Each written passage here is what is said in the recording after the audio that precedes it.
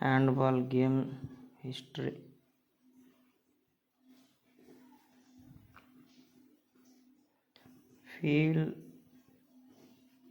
Field handball స్థాపకుడు కొనార్డ్ coach.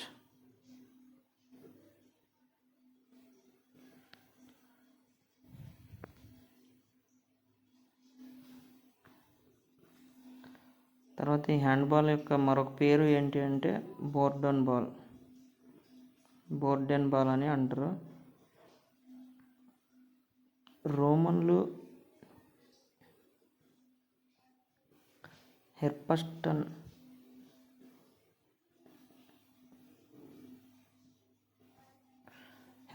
అనే పేరుతో ఆడారని గాలెన్ అనే వ్యక్తి వివరించడం జరిగింది.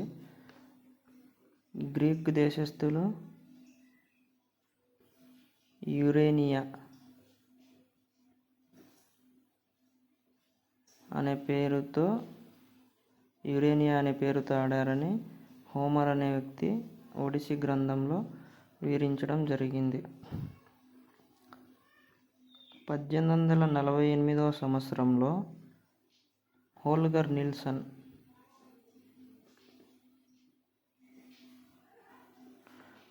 నిల్సన్ అనే వ్యక్తి జర్మనీ దేశంలోని అట్రూప్ ఏరియాలో ఒక జిమ్నాజియంలో హ్యాండ్బాల్ని ప్రవేశపెట్టడం జరిగింది. 1910వ సంవత్సరంలో జి.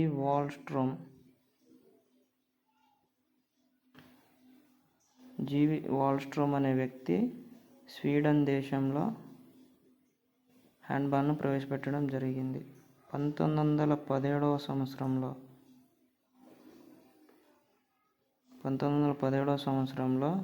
అక్టోబర్ 29వ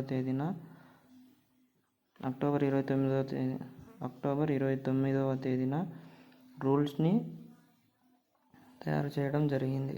హ్యాండ్బాల్ యొక్క రూల్స్ని ఈ అక్టోబర్ 29వ తేదీనే హ్యాండ్బాల్ గేమ్ డేగా ప్రకటించారన్నమాట. 1925వ సంవత్సరంలో మెన్కి, 1930 సంవత్సరంలో ఉమెన్కి ఇంటర్నేషనల్ మ్యాచ్ జరుగుతుందన్నమాట. 1928వ సంవత్సరంలో IAHF International Amateur Handball Federation ఏర్పడుతుంది. 1946లో IHF ఇంటర్నేషనల్ హ్యాండ్బాల్ ఫెడరేషన్ ఏర్పడుతుంది. 1972లో HFI ఏర్పడుతుంది, హ్యాండ్బాల్ ఫెడరేషన్ ఆఫ్ ఇండియా. ఎవరంటే జగత్ సింగ్ చౌహాన్ అన్నమాట. ఈ జగత్ సింగ్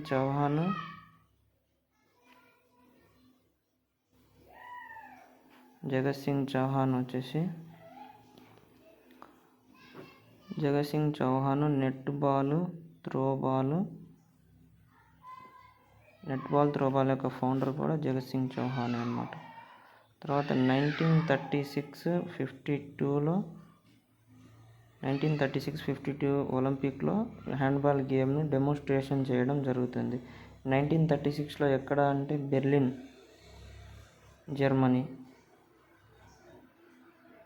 1952లో ఎక్కడ అంటే హెల్సింకి, ఫిన్లాండ్.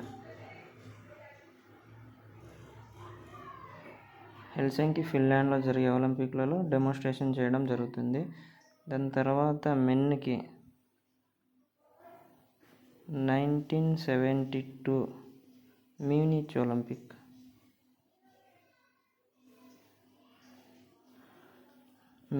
ఒలింపిక్. ఎక్కడంటే వెస్ట్ జర్మనీ అన్నమాట.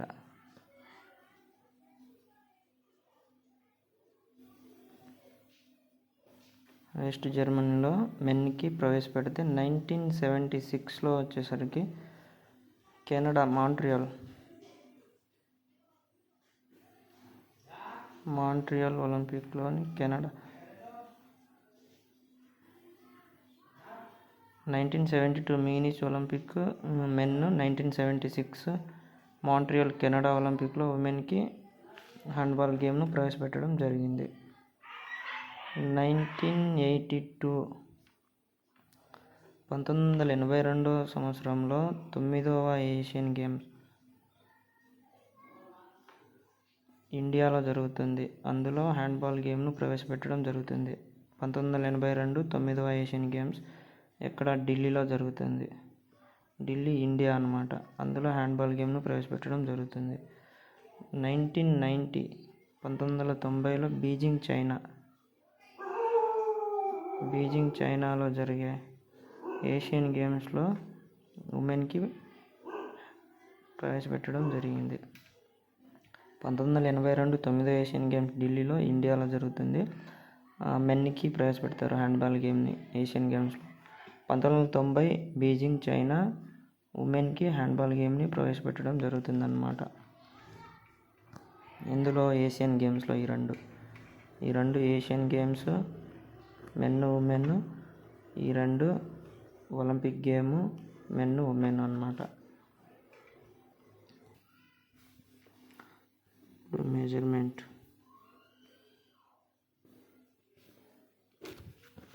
హ్యాండ్బాల్ గేమ్ యొక్క మెజర్మెంట్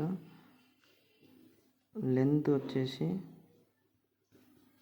40 మీటర్స్, విడ్త్ వచ్చేసి 20 మీటర్స్, డయాగ్నల్ వచ్చేసి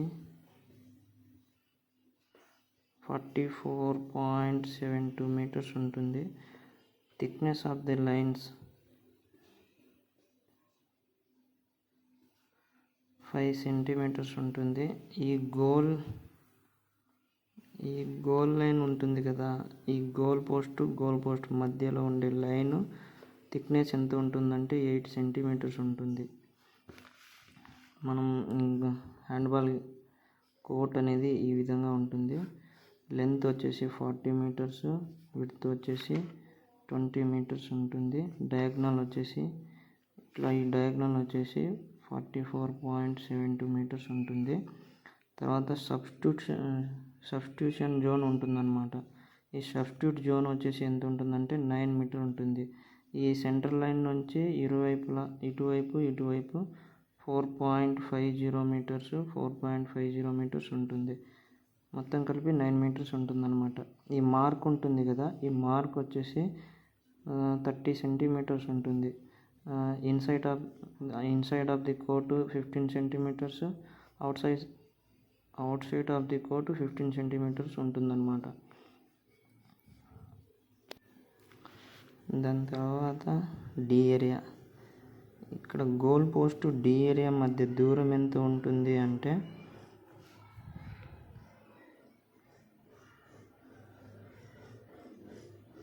డి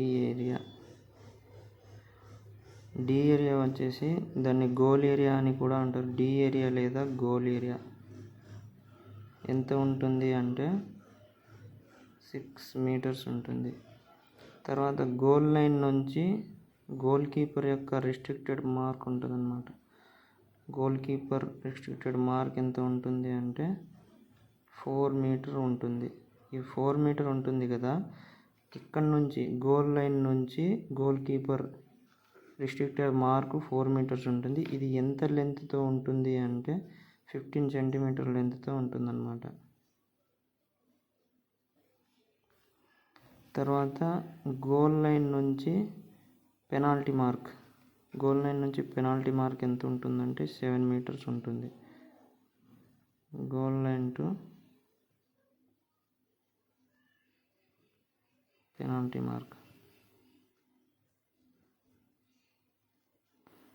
ఎంత 7 మీటర్స్ ఉంటుంది. దాని తర్వాత goal line to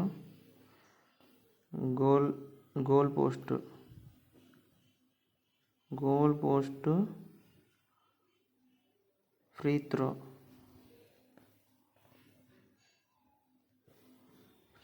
are dotted line అంటాం. ఎంత ఉంటుందంటే 9 మీటర్ ఉంటుంది. ఈ 9 మీటర్లో ఈ గ్యాప్ ఉంటుంది కదా, ఈ గ్యాప్ మార్క్ వచ్చేసి 15 సెంటీమీటర్ ఉంటుంది. గ్యాప్ 15 సెంటీమీటర్స్ ఉంటుంది. తర్వాత గోల్ పోస్ట్ హైట్ వచ్చేసి 2 metre. Distance between goal post ఎంత ఉంటుందంటే 3 meters ఉంటుంది.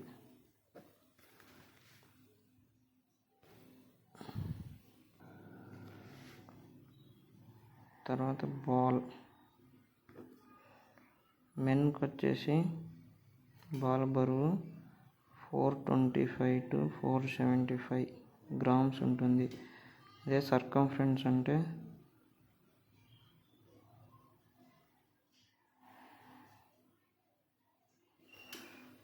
58 to 60 cm ఉంటుంది, సెంటీమీటర్స్.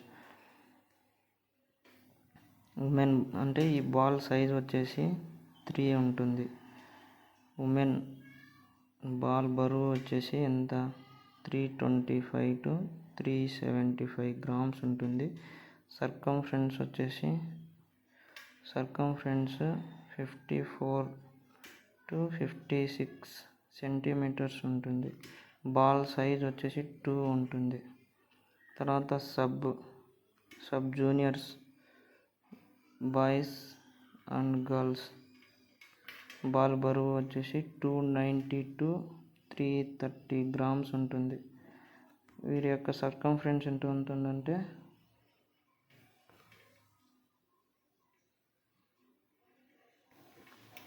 సర్కంఫరెన్స్ 50 నుంచి 52 సెంటీమీటర్స్ ఉంటుంది. ఇది బాల్ యొక్క మెజర్మెంట్.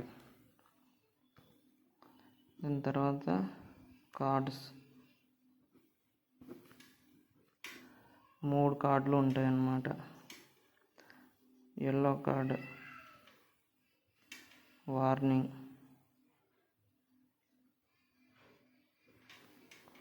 తర్వాత red card 2 minute suspense. 2 minute suspense అయిన ప్లేయర్ బదులు సబ్స్టిట్యూషన్స్ ఉండదు అన్నమాట, సబ్ ఉండదు. తర్వాత బ్లూ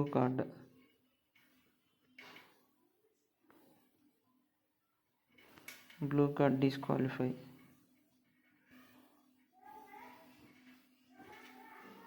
ఇది కార్డు యొక్క ప్రత్యేకతలు. తర్వాత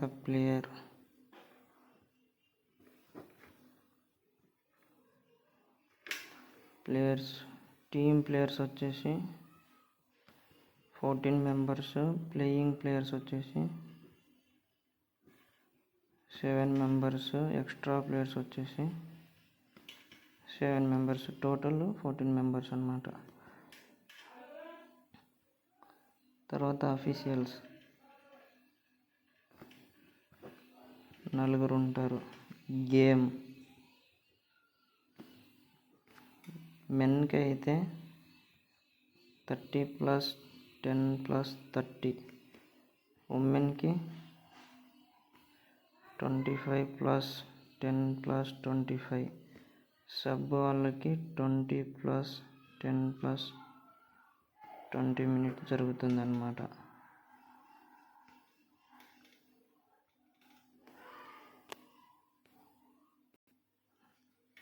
ఇందులో టైమ్ అవుట్స్ ఉంటాయి.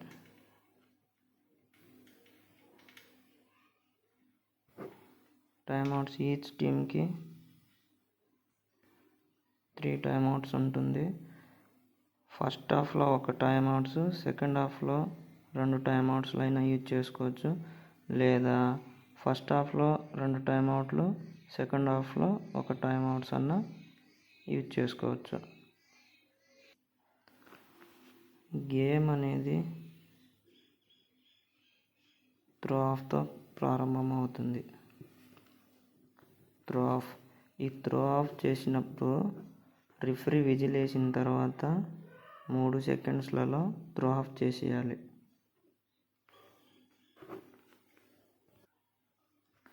ఈ గేమ్లో త్రో ఇన్, పెనాల్టీ త్రో,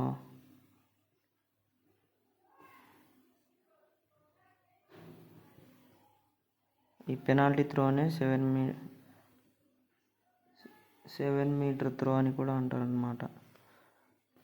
తర్వాత ఫ్రీ త్రో, కార్నర్ త్రో,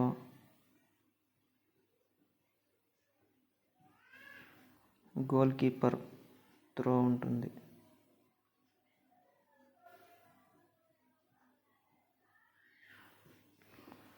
ఈ త్రో ఇన్ అనేది సైడ్ లైన్ మీద నుంచి బయటికి వెళ్ళినప్పుడు ఆపోనెంట్ ప్లేయరు త్రో ఇన్ చేయడం జరుగుతుంది. ఈ త్రో ఇన్ చేసేటప్పుడు ఇతర ప్లేయర్లు 3 మీటర్ల దూరంలో ఉండాలన్నమాట. తర్వాత పెనాల్టీ త్రో వచ్చేసి 7 మీటర్ మార్క్ ఉంటుంది కదా పెనాల్టీ త్రో. ఈ పెనాల్టీ త్రో మార్క్ మీద నుంచి పెనాల్టీ త్రో లేదా 7 మీటర్ త్రోని చేస్తారు. ఇది ఎలా ఇంప్లిమెంట్ చేస్తారంటే అఫెండర్ వచ్చేసి గోల్ చేయడానికి వెళ్ళేటప్పుడు డిఫెండర్ ఎలాగైనా అంటే మిస్కండక్ట్ చేసినా కానీ అతనికి పుష్ చేసినా కానీ ఆ టైంలో ఈ పెనాల్టీ త్రో అనేది ఇస్తారనమాట. ఎక్కడి నుంచి 7 మీటర్ మార్క్ నుంచి పెనాల్టీ త్రోని ఇస్తారనమాట. దీన్నే 7 మీటర్ త్రో అని కూడా అంటారనమాట. దాని తర్వాత ఫ్రీ త్రో వచ్చేసి 7 మీటర్ త్రో చేసేటప్పుడు అఫెండర్ తప్పు చేసినప్పుడు, ప్లేయర్ అన్స్పోర్ట్స్ మ్యాన్ లైక్ కండక్ట్ చేసినప్పుడు, ప్లేయర్ సబ్స్టిట్యూషన్ అయ్యే సమయంలో ఫాల్ట్ చేసినట్లయితే, ప్లేయర్ అవుటర్ గోల్ లైన్ లేదా సైడ్ లైన్ మీద ఉద్దేశపూర్వకంగా సమయాన్ని వృధా చేసినప్పుడు అటువంటి సమయంలో ఈ ఫ్రీ త్రోని ఇస్తారన్నమాట.